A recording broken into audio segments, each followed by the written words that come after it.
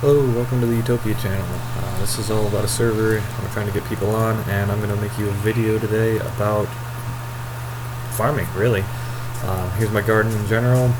It's not a permanent garden for me, it's a temporary one, but it gives you the idea. So these are all crops that are fully grown. We got the advanced crops, got some darker berries, medjool berries, and I'm going to show you and explain to you some of the different things. Now, as far as putting down the crop plots go, if you fit it perfectly, a large crop plot will take up one entire foundation. Small crop plot, you can get 4 per foundation, and a medium crop plot takes about 75% in each direction. So if you've got 3 foundations wide, you get 1, 2, and you get 1 small crop plot next to it. So that's about the other 50%. So 75%, 150%, 200%. So 3 wide, you can get 2 mediums and a small. 1 wide, you can get 4 smalls. 1 wide, you can get 1 large. Put it in however you want. Now you'll notice I've got a greenhouse set up. That gives the greenhouse effect, as you can see on the bottom there. Greenhouse effect 300%.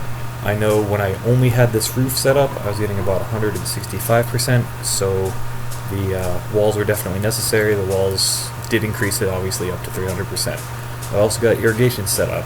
You can do that up high above it, you can do it down on the ground, and the range on it's pretty far. This one here can get all the way over to here and is irrigating it, but not quite a straight line compared to the ground. It came in at a slight angle after I brought it up.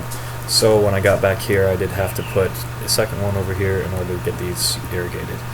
You notice these are seeded and not fertilized right above where it says the greenhouse effect. That's because I've put in the seed but haven't put in fertilizer.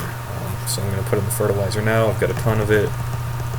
Put it in, and you should notice, if it's going to work right for me, I guess it's not, that the seed will disappear in a minute.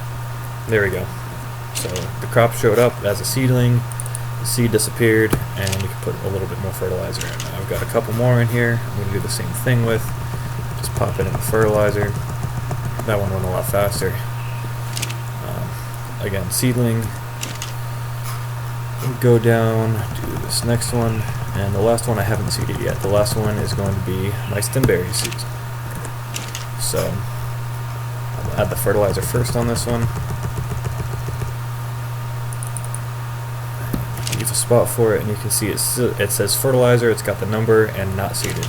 So I'll put the seed in, and it disappeared instantly. Put the fertilizer in. Now you can use just feces for fertilizer, but each bag of fertilizer gives you somewhere around 50,000, where a large feces will give you 5,000 or so, so it's definitely worth making the fertilizer. In order to do that, there's 2 different options. You can either use a compost bin, where you put 3 of any size feces in. They don't have to match up. It can be small, medium, large, large, large, large, whatever combination. You can use human feces as well. You also need 50 thatch, and in half an hour to 50 minutes it will create 1 bag of fertilizer. That's a pretty slow process. If you're going to try to do a garden, especially something this large, you're probably going to want multiple compost bins for that. The other option is to get a dung beetle from one of the caves. They're a non-violent tame, you don't have to knock them out, but you do have to worry about getting them out of the cave. You have to worry about getting far enough into the cave in order to get them. The advantage of them is all you put in is feces. So a large piece of feces will give you 3 fertilizer after about 15 minutes, a medium will give you 1, and 2 small will give you 1. It also gives you oil, which is useful elsewhere, and it will actually convert, from what I understand, it will convert small, medium, and large all at once. So in 15 minutes you could have 5 fertilizer bags in a dung beetle, and then it'll start the next cycle of it. Problem with dung beetles, if you do a low level one, which will be an easier tame, it's going to have very low carry weight, so it'll be a lot harder to do.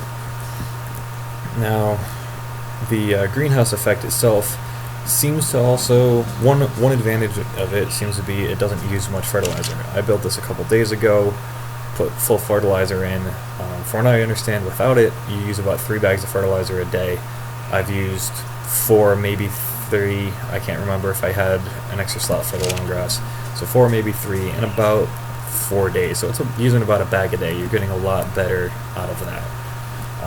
On top of that, you have a much higher rate of the production. So for the advanced crops, without the greenhouse effect, it takes about 12.5 minutes for a single piece to appear. With the greenhouse effect, it's about 3 minutes and 7 seconds, so much faster rate. That leaves you at about 7.8 hours to fill up to the 150 for the advanced crops. That is the max, versus about 31 hours. It's more than a day for it to fill up without the greenhouse. Berries, it's the same thing, except it's a much faster rate. Normally it's about 2 minutes per berry. With it, you get 30 seconds a berry at 300% greenhouse effect. And then to fill it up with 300, because berries capacity is 300, 2.5 hours versus 10 hours. So quite a difference, fairly worth it if you think you're going to be using it. If you don't have irrigation, I'm going to tell you now, you can't just place it next to water for irrigation. You have to either have rainwater, which even though if it's raining, it looks like rain's coming down, it's not raining, it's not feeding them. Or you need irrigation, or you need to manually put water in. You do that by taking either a water skin, a canteen, something in there, do it in remote use. When you do that, it will tell you on here where it says water 200 out of 200, that would have added 100 water to it. Each use will give you 100 water. The size of the crop plot doesn't increase the production whatsoever. It doesn't increase the rate, it doesn't increase the maximum in it. So if I put berries into a medium crop plot, it's still only going to hold 300. It's going to produce them at the same rate. Now the advantage of the medium crop plot there is, if you're not going to do irrigation for whatever reason, it's fairly simple, there's not a lot to it, but if you're not going to do it, the medium crop plots will hold 400 water, the small ones will hold 200. If you're somewhere it rains a lot, it's not a big deal. The 200 I've had outside for days and worked out fine, no problem. The 400, if you're somewhere it doesn't rain that much, then you might want a large medium crop plot or a large. Large is out there, it's holding my plant seed X for base defense. That's the only size. So berries can only fit in smalls, or berries are the only ones that can fit in smalls rather. Advanced crops can fit in mediums, and plant seed X's can fit in large, and any of them can fit in a larger one. But the only real advantage of putting it in a larger one is that water, the water buffer that you have there. Rain, I've never seen a rain not fill up the water buffer. So it doesn't, don't have to be too worried about that. Alternatively, you could also go back and forth to a water source and put the water in at any time to put the water in. So maybe if you're going to have to do that, if you have it inside so that it's not raining, but you don't want to run irrigation, you can't run irrigation, you might want a larger buffer, so you only have to come back. I really don't know the rate that the water goes down because I always irrigate, but you'd have to come back less often than you would have to if you had it in a small. If it does run out of water or fertilizer, one way or the other, the crops will go backwards in phases. So the phases go from seeded to seedling. So we've got this one seedling, it's not actually showing up, but seedling to middling to, there's another one in between middling I can't remember the name of, to fruitling. Fruitling means it's got fruit, it's producing, you're all set. If you run out of water or fertilizer, it'll slowly go back from fruitling back a step, then after time it'll go back to middling, then after time it'll go back to seedling, and then eventually it'll die. You notice in my fruitlings that there is in fact a seed inside of it. That's because they will produce seeds, just single seeds, and if you pull it out it'll produce another one, but they will produce over time after a while single seed. Each one of them will do it. I could pull it out and have more capacity if I really wanted to buff up fertilizer, but it will just come back, and I don't really have a use for the seeds right now because I've already got it all planted. So you can use those seeds to then plant more if you'd like, rather than going out and collecting berries. I know I like using this for taming or breeding because I don't have to worry about getting a stego or getting a trike, going out and collecting berries. I know, okay, I've got all the berries I need right here. I can just put them on a feed trail, I can tame with them, I can use the narco berries to make narcotics. It's all quite easy. So I believe that's about all there is.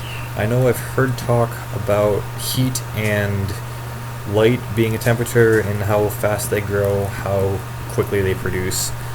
That hasn't been implemented yet as far as I know, but the actual temperature inside a greenhouse I know is warmer than outside. Right now, let's see, 53 degrees in the greenhouse, and it may not change my temperature. It says 53 degrees outside, but you notice I got cold when I went out, and I come back in and I'm warm again. So for people, it probably doesn't do the temperature, but it will do your insulation. So hypothermal is 60, hyperthermal is 0. I come inside, and 173 and 56. So it messes with your hypothermal, hyperthermal. For the plants, it makes it warmer, or it has the same effect as making it warmer. That will, from what I understand, be implemented. It isn't yet. Another advantage of the greenhouse that I didn't go over is that the seedlings will mature much faster than if I had them just outside. Outside it would take about a day, real-time day. Inside it's probably closer to 6 hours, maybe 5 hours. So these will be producing very quickly relatively compared to if I had it outside. I believe that's all. If there's any questions, leave them in the comments. And we're always looking for new players to play on the server. We're a PvP server. We've got some perks coming up. There'll be videos of them coming soon. So